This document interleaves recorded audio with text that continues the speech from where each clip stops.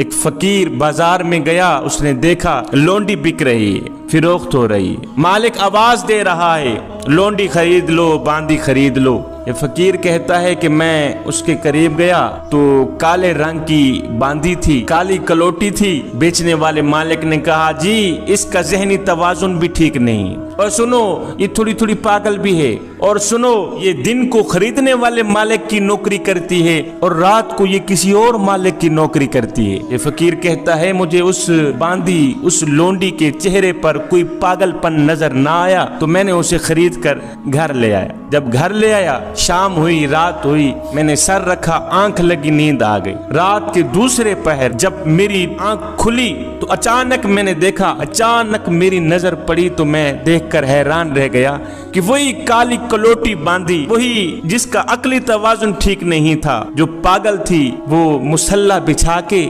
سجدے میں سر رکھ کے اللہ کے حضور حاضر ہو کے کچھ کہہ رہی ہے۔ کہتے میں دیکھ کے حیران رہ گیا، جلدی سے اٹھا۔ جب میں نے غور کیا تو وہ اللہ کی نیک بندی، اس کا سر سجدے میں ہے، اللہ کے حضور کہہ رہی ہے یا باری تعالی، او میرے کریم رب، وہ محبت جو تو مجھ سے کرتا ہے اسی کے صدقے میں تجھ سے سوال کرتی، وہ محبت جو تو مجھ سے کرتا ہے اسی کے واسطے میں تجھ سے سوال کرتی ہوں۔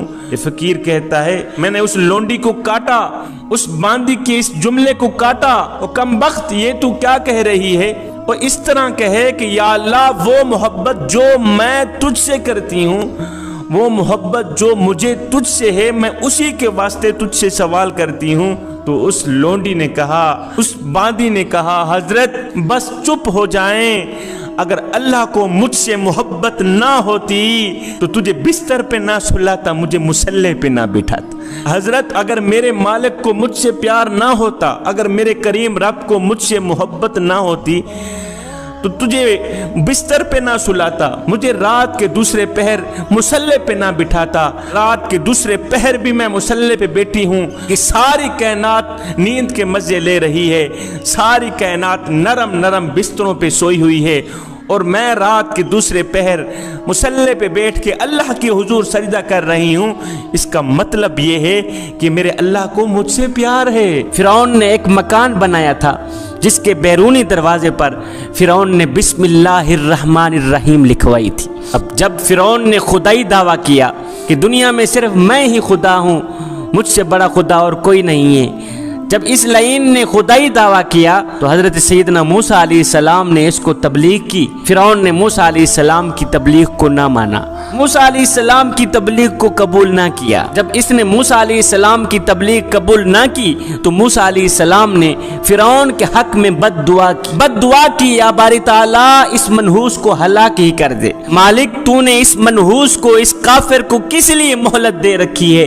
آواز آئی میرے موسیٰ یہ ہے تو اس قابل کہ اسے ہلاک کر دیا جائے، اسے دردناک عذاب میں مبتلا کر دیا جائے، لیکن میرے موسیٰ وہ دیکھو اس کے دروازے پر بسم اللہ الرحمن الرحیم لکھی پڑی ہے۔ فرعون کے دروازے پر بسم اللہ الرحمن الرحیم لکھی ہوئی ہے، جس کی وجہ سے فرعون کے گھر میں آج تک عذاب نہیں آیا۔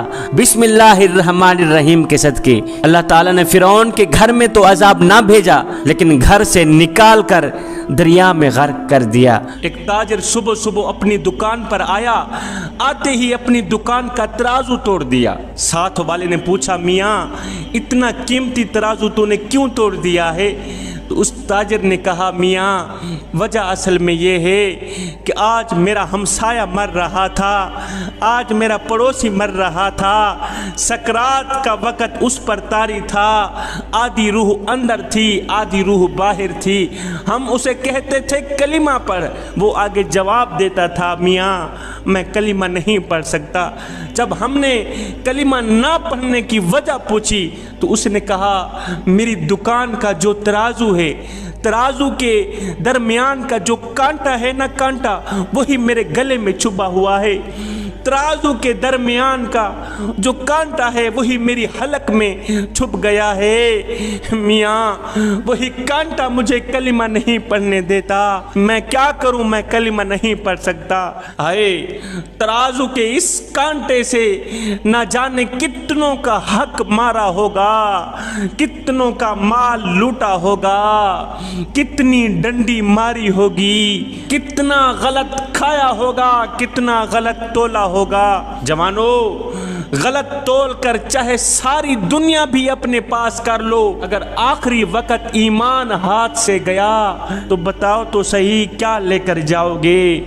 जवानों हम मकसद वाले हैं, बेमकसद नहीं हैं। हम जिस मकसद के लिए इस दुनिया में आए थे हमने वो मकसद पूरा करना है। आओ जिस मकसद के लिए अल्लाह ने हमें पैदा फरमाया था वो मकसद पूरा करें।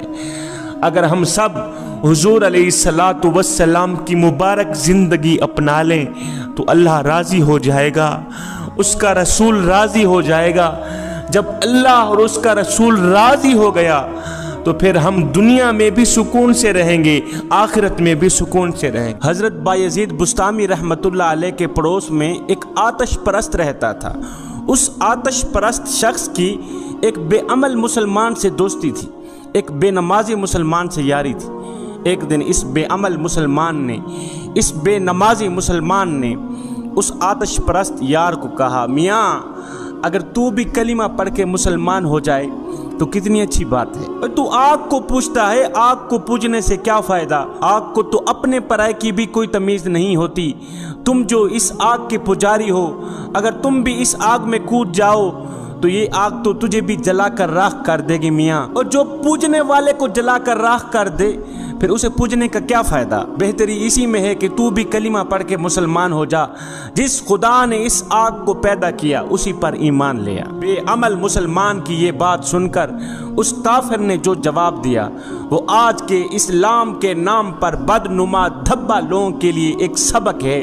उस काफिर ने कहा, मियाँ मेरे सामने दो इस्लाम हैं और मुझे तो दो इस्लाम नज़र आते हैं। एक वो इस्लाम है जो हज़रत बायज़ीद ने अपनाया हुआ, एक वो इस्लाम है जो हज़रत बायज़ीद में नज़र आता है, जो नमाज भी पढ़ता है, कुरान भी पढ़ता है, तहज्जुद भी पढ़ता है, हज भी करता है, गरीबों की मदद भी करता है, हमसायों के हुकूक भी पूरे करता है। हमसाया चाहे काफिर क्यों ना हो वो हमसाये की भी मदद करता है, गरीबों की मदद करता है। अगर किसी को नफ़ा नहीं दे सकता तो कोशिश करता है किसी को नुकसान भी ना पहुंचाए, और अगर किसी को खुशी नहीं दे सकता तो भरपूर कोशिश करता है वो किसी को दुख भी ना दे। हुकूकुल्लाह भी अदा करता है, हुकूकुल इबाद भी अदा करता है। एक इस्लाम ये हो गया और एक इस्लाम वो है जो तूने अपनाया हुआ है। ना कभी तूने नमाज पढ़ी है, ना तूने कुरान पढ़ा, ना हज किया, ना ज़कात दी। 24 घंटे तू झूठ ही झूठ बोलता रहता है। फरेब तू करता है, मकर तू करता है, 2 नंबर धंधा तू करता है, शराब तू पीता है, जिनाह तू करता है, मजलूमों पर जुल्म तू करता है। किसी को खुशी देने के बजाय दुख देता है, किसी को नफा पहुंचाने के बजाय तू नुकसान पहुंचाता है। हुकूकुल इबाद और हुकूकुल्लाह अदा करने का तुम्हें ख्याल तक ना आया। और मेरे यार, मेरे दोस्त, अगर तू ये चाहता है कि मैं हजरत बायजीद जैसा मुसलमान बनूं तो ये तो मेरे लिए बड़ी मुश्किल बात है कि हजरत बायजीद जैसा मुसलमान कौन बन सकता है। और अगर तुम ये चाहते हो कि मैं तेरे जैसा मुसलमान बन जाऊं तो तेरे जैसा मुसलमान बनने की जरूरत ही क्या है। तेरे इस्लाम और मेरे कुफर में फर्क ही क्या है कि नमाज अगर मैं नहीं पढ़ता तो नमाज तो तुम भी नहीं पढ़ते, कुरान अगर मैं नहीं पढ़ता तो कुरान तो तुम भी नहीं पढ़ते, हज अगर मैं नहीं करता हज तो तुम भी नहीं करते, और ज़कात अगर मैं नहीं देता ज़कात तो तुम भी नहीं देते। मेरे और तेरे में फ़र्क क्या है मियाँ? अगर झूठ मैं बोलता हूँ तो सच तू कौन सा बोलता है? तू भी तो झूठ ही बोलता रहता है। शराब अगर मैं पीता हूँ शराब तो तू भी पीता है। जिनाह अगर मैं करता हूँ जिनाह तो तू भी करता है। नमाज अगर मैं नहीं पढ़ता तो तू कौन सा पढ़ता है? खुदा का नाम अगर मैं नहीं लेता तो तू कौन सा लेता है? और तेरे और मेरे में फ़र्क ही क्या है मियाँ? अलगर्ज जो हाल मेरा है वही हाल तेरा है। मियाँ सच तो ये है कि मुसलमान होने का ख्याल अगर मेरे जहन में आता भी है, मुसलमान होने का ख्याल अगर मेरे दिल में आता भी है तो मैं तेरे जैसे बेअमल मुसलमान की हरकतों को देखकर पीछे हट जाता हूँ, इस्लाम कबूल नहीं कर पाता है। तेरी इस हरकतों ने मुझे इस्लाम से दूर कर दिया। अगर मुसलमान होने का ख्याल मेरे जहन में आता भी है कि कलिमा पढ़कर मुसलमान हो जाऊं, तो तेरे जैसे बेअमल मुसलमान की हरकतों को देखकर मैं पीछे हट जाता हूँ, फिर मेरा इस्लाम कबूल करने का दिल नहीं करता है। बेअमल मुसलमानों ने मेरे खूबसूरत इस्लाम को बदनाम कर दिया, खूबसूरत दीन को बदनाम कर दिया। नाम के मुसलमान हर उस हरकत के मुर्तकिब नजर आते हैं जो काफिरों की हरकतें